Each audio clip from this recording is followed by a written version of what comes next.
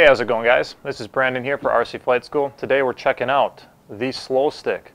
Now, as some of you may have noticed in our past videos, we have one behind me already. Now, this is RC Flight School Slo-Stick. We've been using this thing for I don't know how many months now. Got a lot of flights in it. We use it for aerial footage, training people how to fly, and just general flying. Great all-around plane.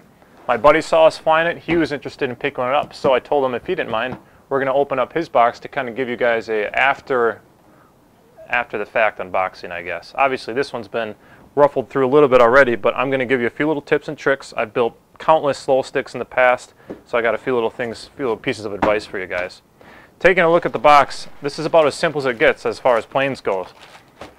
Wing panels. In the wing panels are your tail pieces. The fuselage is a stick, hence the Slo-Stick, and all your push rods. And then you get a nice hardware package. Hardware pieces.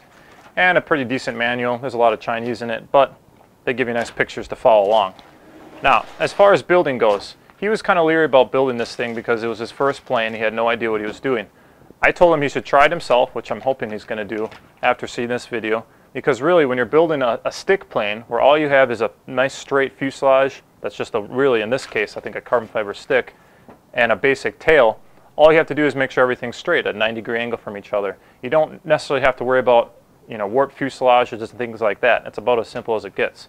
Now, after building these through the years, there's been a few things I've done different from the instructions. They've changed the kit a little bit over the years, so here's my advice to you guys. When you're looking to pick one up, this is the NPS model. They sell it in a lot of different versions, different colors, but try to get the NPS, and NPS stands for no power system, meaning that all we have in here is the airframe, no motor, nothing's included, it's just foam and hardware. The reason I say that is because it's such a versatile airplane, having such a large wing area, which gives you a lot of lift, and being so light, you could build this thing in under a pound flying weight. You got a lot of options for motors, and you don't necessarily want to be stuck with the one they give you.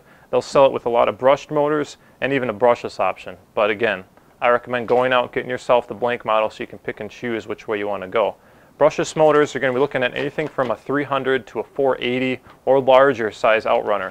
On the Slo-Stick behind me, we're running a 400 size outrunner because again, we're carrying up camera equipment once in a while with a little bit more power, but I built them as small as a 300 outrunner and they fly just fine. Now these are true beginner planes. They got a really large, obviously large wing. It's a high lift wing. Not great for wind, but they can handle some. I don't recommend trying to teach yourself to fly in wind, but it can handle it if need be. Now it's all foam, so keep that in mind. When you crash with a foam plane, the goal here is to keep it lightweight so the foam kind of just flexes instead of cracking. But if you do crack, when it being foam, you just kind of keep yourself handy with some CA glue that's safe for foam or hot glue. That works really well, and you can repair it on the spot. Even some packaging tape works well. But again, remember when you're flying these type of lightweight planes, less wind, try to keep it on a nice soft landing surface. Don't take off of concrete if you can help it.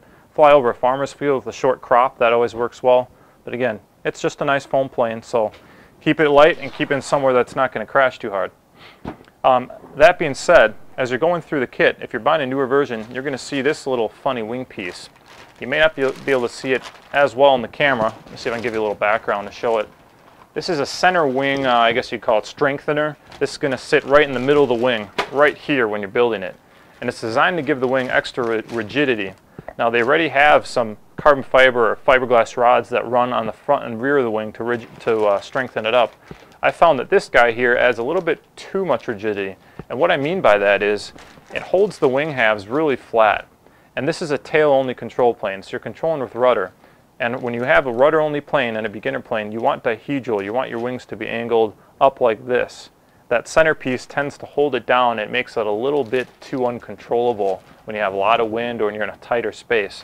So I build it without this piece. Now you can put it on if you'd like, but I'd recommend trying it first with it off. And if you think you got too much wing flex, put it on later. But I've had much more success not including that. Now again, this is how you build it stock, but a lot of people have modified these. They'll clip the ends of the wings off. They'll add airline control. That's the flap on the wing. You can modify these in so many ways, but to all you beginners out there, I recommend building it as per the kit, minus this piece here. Just to start out, you'll experience a lot more control that way. Another thing that he added to his kit are different wheels. Here we have the stock wheels. They're very small plastic wheels. There's really nothing wrong with them. He wanted something that was just a little bit bigger and a little more beefy. So these are Dubro wheels. You got some foam element on here. They'll take hard landings a little bit better. These ones may crack after a few landings.